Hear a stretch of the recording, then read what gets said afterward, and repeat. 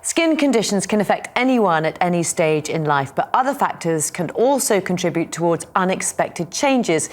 We went to the British Skin Foundation headquarters to understand more about how the body's largest organ can be affected as we age. As we all know, our skin changes so much throughout our lifetime. Ageing, our general health, the elements, maybe a skin condition, all of it can have an impact. Being comfortable in our own skin is essential, not only to our physical but to our mental well-being, and gives us a better understanding of what others may be going through. Our skin is the largest organ in our bodies. It's our protective barrier. Some of us are born with a skin condition, while others may develop one during different stages of life. The British Skin Foundation campaigns to raise awareness of skin conditions, and today they're hosting a photo shoot empowering people to feel better in their own skin. Angela has had skin cancer.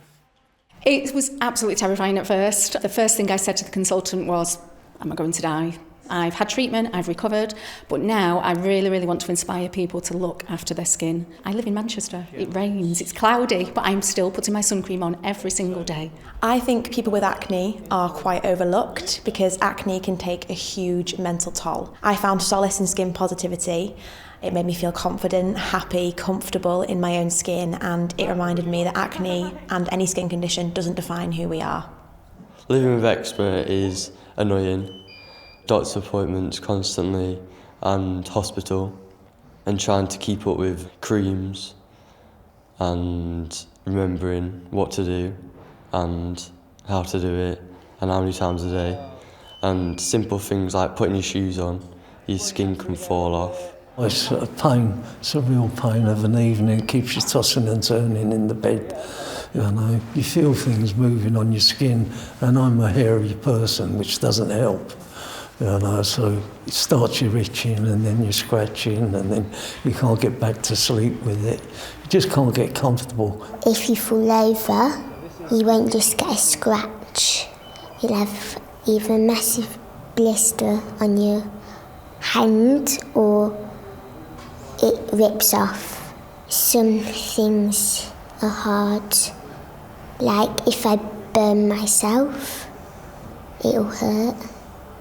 And then the skin will rip off. The group also had the opportunity to meet Dr. Emma Wedgeworth, who's been a dermatologist for more than 15 years and treats all types of skin conditions. Could the growth in cancer cells be caused by having a low immune system and by stress? People who have very low immune systems, like organ transplant recipients, do have a higher risk of skin cancer, but we don't know what the day-to-day sort of fluctuations in immune system and stress, how much that contributes to skin cancer. Why is my skin worse at summer? Skin's often more itchy in the summer, and also sweat and friction tend to be worse, so your skin can become more fragile in hot weather. Over time, our skin cells just become less efficient. They can't protect us so well against the sun, or the structural proteins, like the scaffolding of our skin, becomes less robust, and that's when we start to see wrinkling and changes. Protecting our skin against the sun is probably the single most important factor in helping our skin to age in a healthy way. Menopausal skin, that's one of the biggest changes that we see, certainly in a woman's life. Tell us a bit about that and what happens, how it impacts us. Hormones have such a huge impact on your skin. So hormones interact with our skin cells and can interact at each different levels of our skin. So when we go through puberty, our skin changes profoundly. That's when so many people will start to get some changes of acne. And then again, when we go through menopause, the loss of estrogen, which is what defines menopause, will lead to significant sensitivity. It can lead to significant dryness because we lose the water-holding molecules within our skin.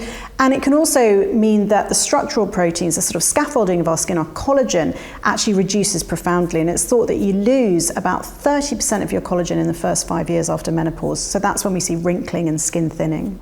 Do we see one of the most significant changes to our skin as we age? So when skin gets older, there are huge changes. It gets much drier, and that can lead to dryness, flaking, eczema, and also itching, which can be a big problem. And it tends to get much more fragile as well. It gets thinner, it can bruise very easily, and sometimes even things like ulcers. So it's really important that we look after our skin significantly as we get older. Dermatologists like yourself, how easily accessible are you? How do we know when to go and see one? So unfortunately in the UK, there is only one dermatologist per 80,000 people of the population. So we are not that accessible. However, in the UK, we do have an amazing primary care system, our GPs, and then we have other resources like online, our charities like the British Skin Foundation, the British Association of Dermatologists. So we're not as accessible as we'd like to be, but there are other ways of trying to get help. The British Skin Foundation, caring, advising and fundraising in an area of huge unmet need and helping us all to feel comfortable in our own skin as it changes through the course of our lifetime.